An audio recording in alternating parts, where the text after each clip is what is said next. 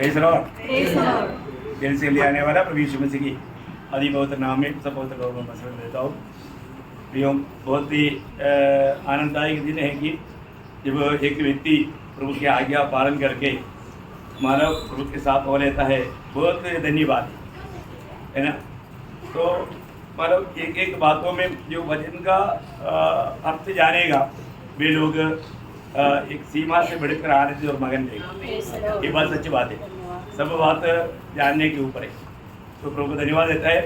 आपको मालूम है जब एदन वाटिका में जब पाप हुआ तो पाप होने के समय में मनुष्य को खास 3 बात का नुकसान हुआ है ना। खास करके 3 बात का नुकसान हुआ। अभी मानो कई बार लोग इस बातों में इतना गहराई से नहीं समझता। 3 बात का नुकसान वो एकदम भयानक नुकसान है ना। जब हमारा 3 भाग है, तीनों भागों में नुकसान हुआ है ना। मनुष्य का कितना भाग है? 3 भाग है। बाहर से देखने वाला शरीर और अंदर प्राण और आत्मा, तीनों भाग में नुकसान हुआ। एक पाप ने लाया हुआ नुकसान कितना भयंकर है। तो आत्मा में क्या हो गया? जीवन नष्ट हो गया। क्या हो गया? जीवन नष्ट हो गया। आपको मालूम है उत्पत्ति 2 अध्याय का 17 वचन में प्रभु ने बताया था भले या बुरे के ज्ञान का जो वृक्ष है उसका फल तू कभी न खाना, क्योंकि जिस दिन तू उसका फल खाएगा उसी दिन अवश्य मर जाएगा। देखा, उसी दिन निश्चय तू मरेगा। प्रियो, बहुत बड़ी बात है। प्रभु ने उस समय में बताया था। तब जब उन्होंने वो फल खाया वो मर गया कि नहीं? मर गया। कहाँ पर मरा? आत्मा में मर गया। प्रियो, सबसे बड़ी बात मतलब पाप हमारे जीवन में लाया हुआ सबसे पहले बात हमारे अंदर मृत्यु लाया। कहाँ पर आया मृत्यु? आत्मा में मृत्यु आया। देखा, हमारा 3 भाग में सबसे अंदर का भाग में मृत्यु ये पाप ने लाया। ये जानना कितना बड़ी बात है प्रियो है।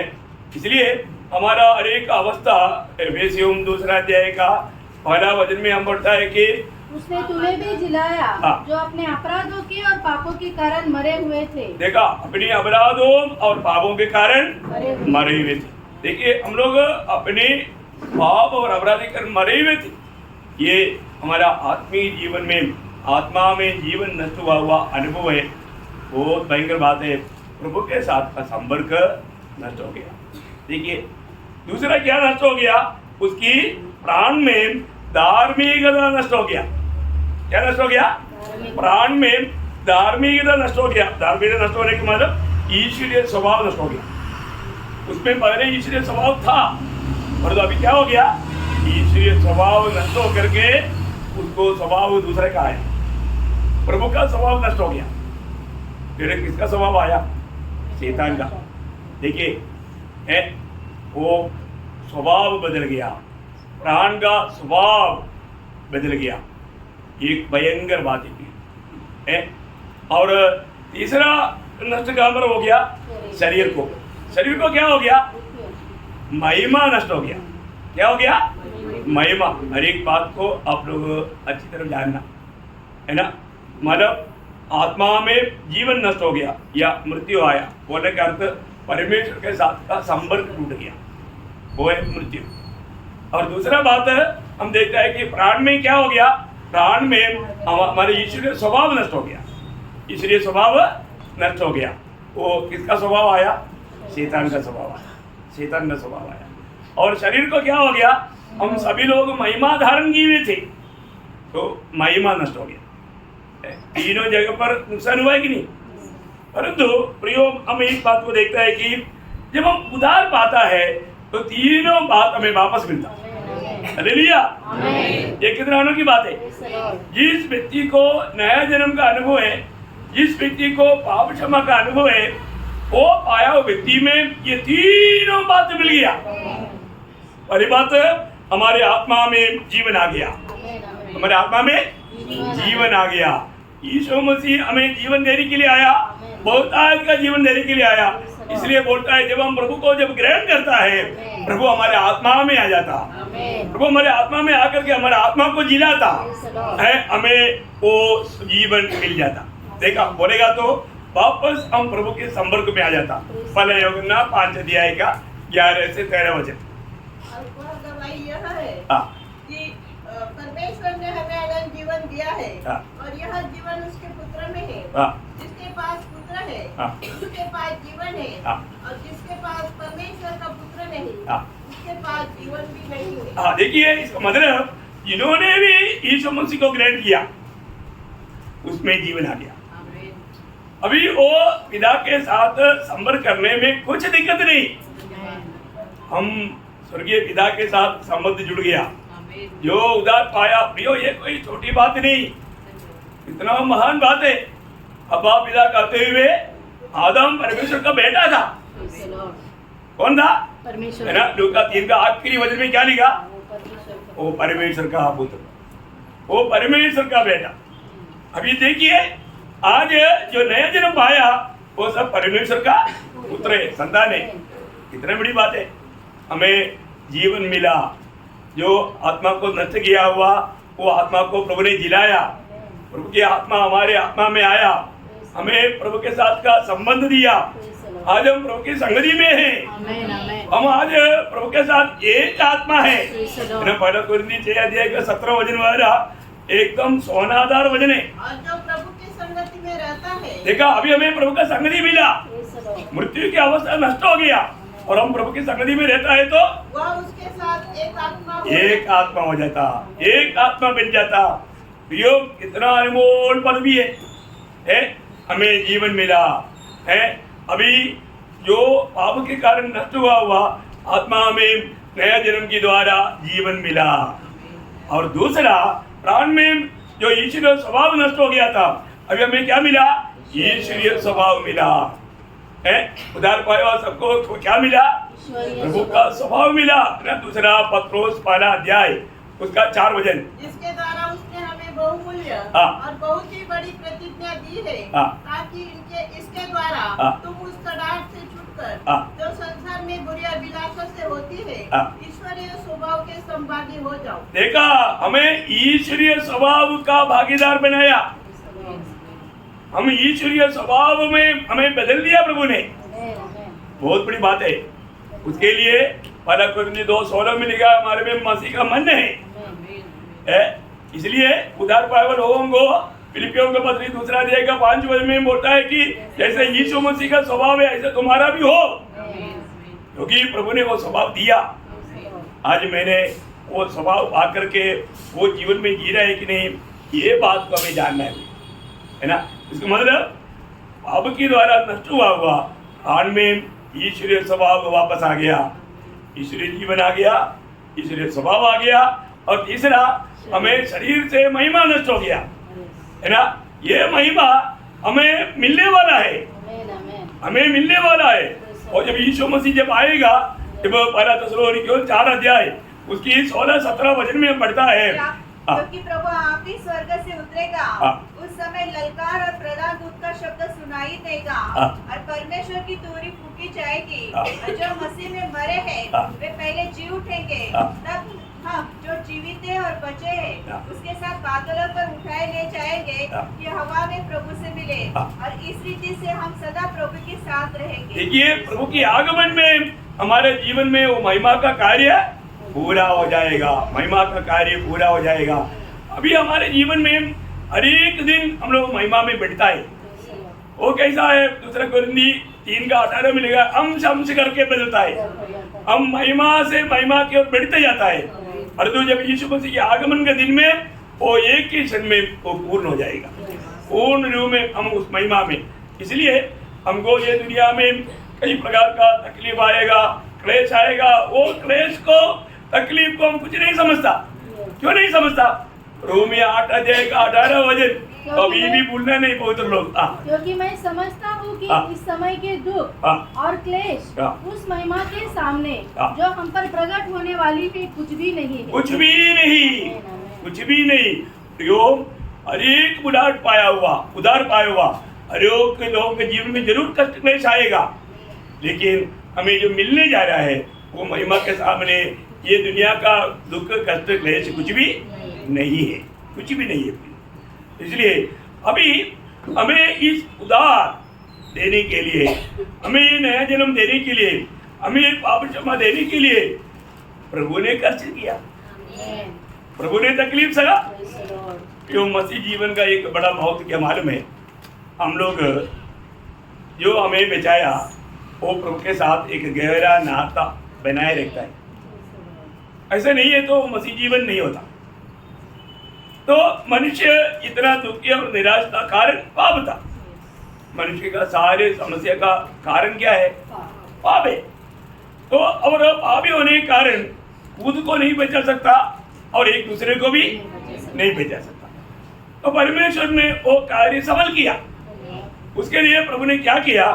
जब हम देखता है पहला कुरिन्थी 15 अध्याय उसका 3-4 वचन, पहला कुरिन्थी 15 अध्याय का 3-4। इसी कारण मैंने सबसे पहले तुम्हें वही बात पहुंचा दी जो मुझे पहुंची थी कि पवित्र शास्त्र के वचन के अनुसार यीशु मसीह हमारे पापों के लिए मर गया। देखा, यीशु मसीह किसके लिए मर गया? हमारे पापों के लिए। तो यीशु मसीह किसके लिए आया था? मेरे लिए। यीशु मसीह के लिए आया या हमारे लिए आया? हमारे लिए। दुनिया का सबके लिए आया, है ना। देखिए, आने के समय में ये गवाही हुआ था। अब ये वहां पर हम छोड़ करके लूका 2:11 पढ़ना। वहां पर स्वर्गदूत ने क्या गवाही दिया? तब ये आज दाऊद के नगर में तुम्हारे लिए देखा, यीशु मसीह अपने लिए नहीं आया, तुम्हारे लिए। बोलेगा तो सारे मानव जाति के लिए, खुद के लिए नहीं आया है। बहुत बड़ी बात है। दूसरों के लिए आया और दूसरों के लिए मरने के लिए आया। ये भी बड़ी बात है ना प्रियो। ये दुनिया में से कोई नहीं आया और तो प्रभु यीशु मसीह सारे मानव जाति का उद्धार करने के लिए दूसरों के लिए आया।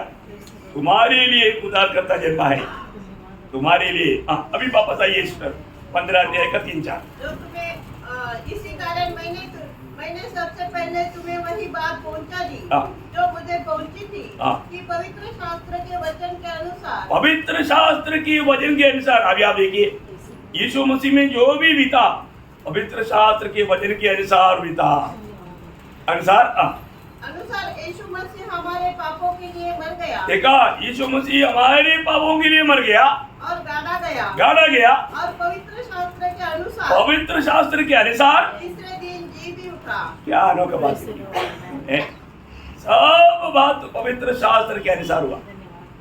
ऐसा एक सच्चाई हमें सुनने के लिए, जानने के लिए मौका मिलता है तो अपन कितना धनी लोगे, कितना भाग्यवान लोगे। ये सारे बात पवित्र शास्त्र के अनुसार हुआ।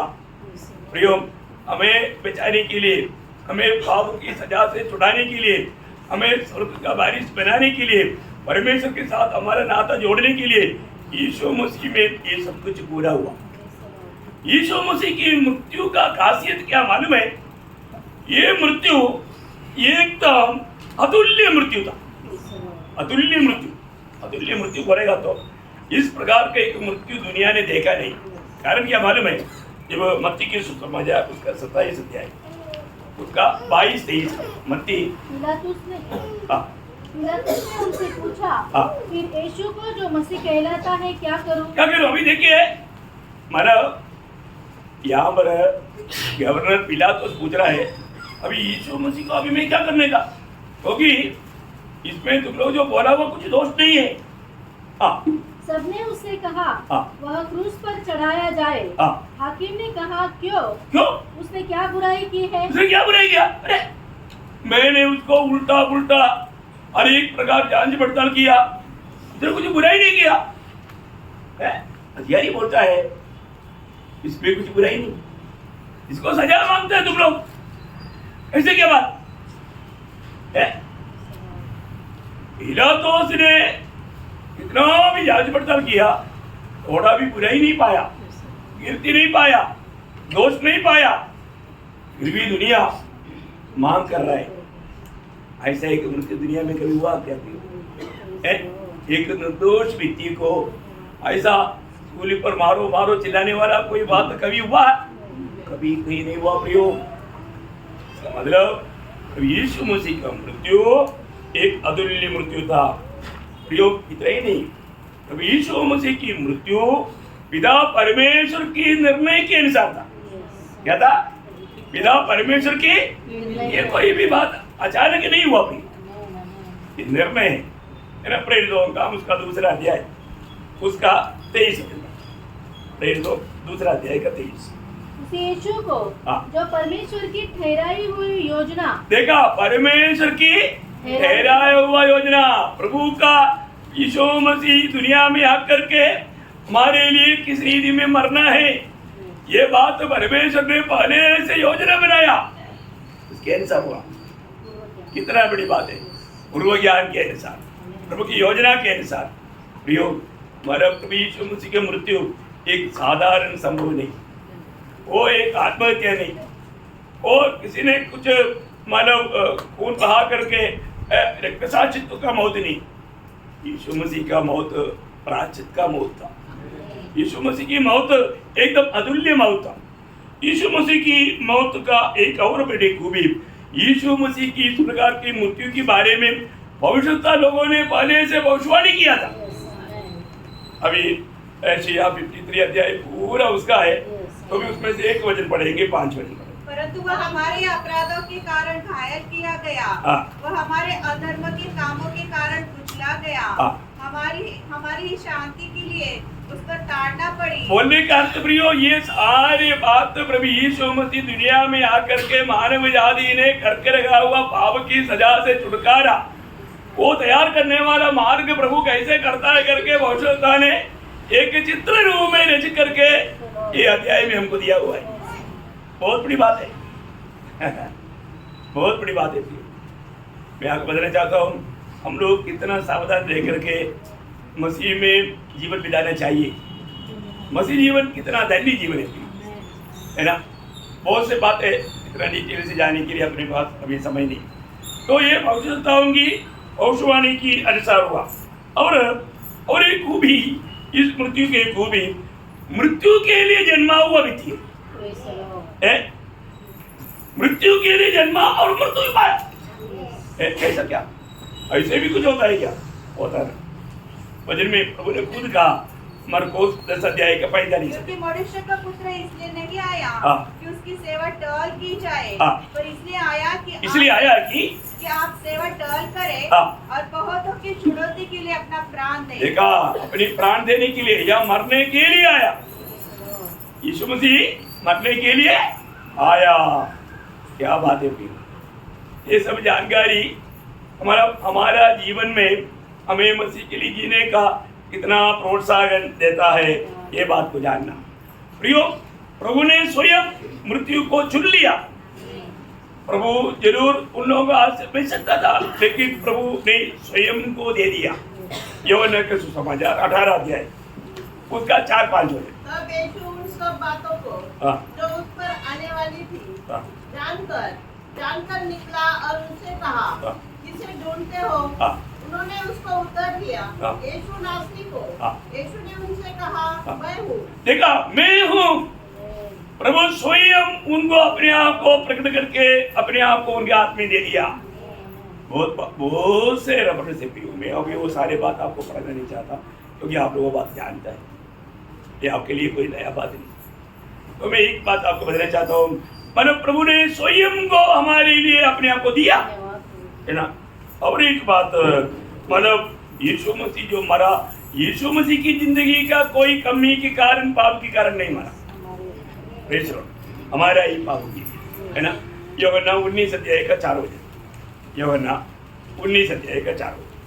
तब पिलातुस ने फिर बाहर निकलकर लोगों से कहा, देखो, मैं उसे तुम्हारे पास फिर बाहर लाता हूँ, ताकि तुम जानो कि मैं उसमें कुछ भी दोष नहीं पाता। मैं उसमें कुछ भी दोष नहीं पाता। मतलब न्यायी अधिकारी बोलता है, मैं उसमें कोई भी दोष नहीं पाता।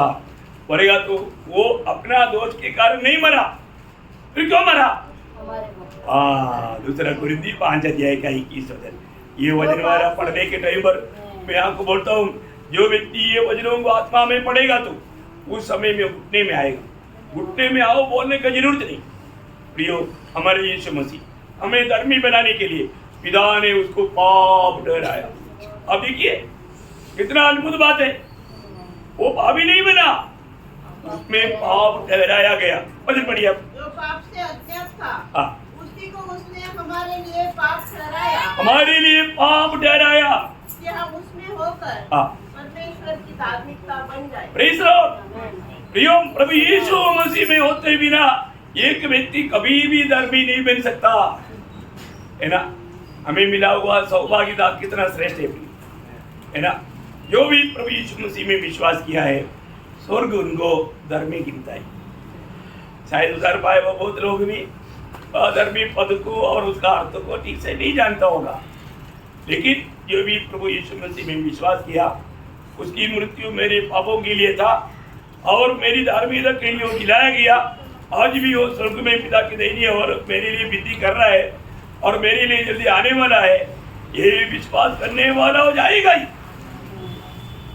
जाएगा, पक्की बात है। हम देखते हैं कि प्रभु यीशु मसीह मारा इतना में कदम नहीं हुआ, तीसरा दिन जी उड़ा। क्यों जी उड़ा? प्रभु का वचन पूरा होने के लिए।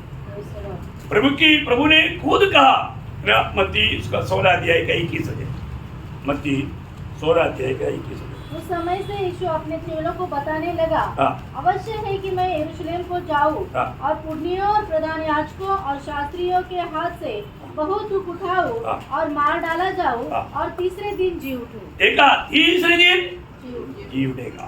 प्रभु ने ये बात बार बार कहा, है ना। आपको मालूम, एक बार नहीं, बार बार कहा।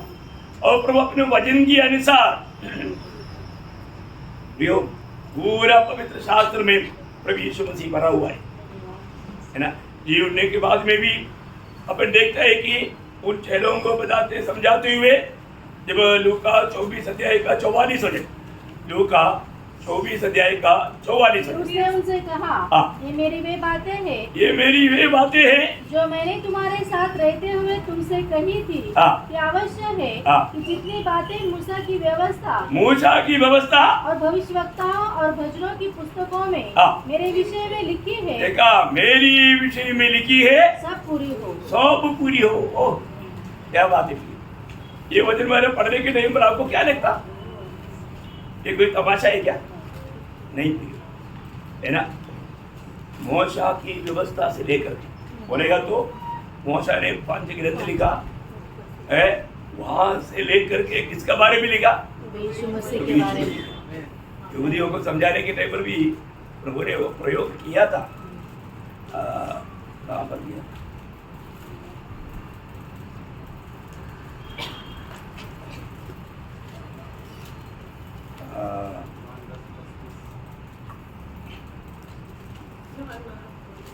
आठ का 46। तुम में से कौन मुझे पापी ठहराता है? हाँ। यदि मैं सच बोलता हूँ हाँ। तो तुम मेरा विश्वास क्यों नहीं करते? नहीं, वो मूसा ने भी 5 अध्याय का 46, यूहन्ना 5 अध्याय का 46। क्योंकि यदि तुम मूसा का विश्वास करते, करेक्ट। हाँ हाँ, बोलो। क्योंकि यदि तुम मूसा का विश्वास करते हाँ। तो मेरा भी विश्वास करते, हाँ। इसलिए कि उसने इसलिए मेरे विषय में लिखा हाँ, है। मेरी विषय में लिखा है। लिखा है, मेरी विषय में लिखा है। तो ये बहुत बड़ी बात है। तो इसलिए प्रभु यीशु मसीह यदि हमारे लिए आकर के नहीं मारा होता और वो मृत्यु मुझे पापी के लिए था करके विश्वास करने लायक कि प्रभु अपने आत्मा के द्वारा हमारे भी अगर काम नहीं किया होता, आज ये आनंद और ये आशा हमको कभी नहीं मिला। प्रियो, जरूर प्रभु यीशु मसीह हमारे लिए आया, हमारे लिए मरा और आज स्वर्ग में है और हमें लेने के लिए आने वाला है। लेकिन एक बात, यीशु मसीह हमारे लिए आया, हमको प्रभु ने यहाँ पर किसके लिए रखा, ये जानना जरूरी बात। आज हम और लोगों के लिए रखा हुआ है, सारी दुनिया के लिए हमें प्रभु ने यहाँ पर रखा है। ये बात कितने लोग समझते हैं, मुझे नहीं मानते, है ना। फिलिपियों 2 अध्याय का 21, फिलिपियो 2:21। क्योंकि सब अपने ही स्वार्थ की खोज में रहते हैं, देखो अपनी स्वार्थ की खोज में रहता है, न कि यीशु मसीह की। देखा, पर यीशु मसीह का कार्य करने के लिए लोगों को समय नहीं। यीशु मसीह का बोलेगा तो दुनिया के लिए, प्रभु ने हमें दुनिया में किसने रखा? और दुनिया के लोगों के लिए, उन्हें सुसमाचार देने के लिए, उन्हें ये सच्चाई बताने के लिए।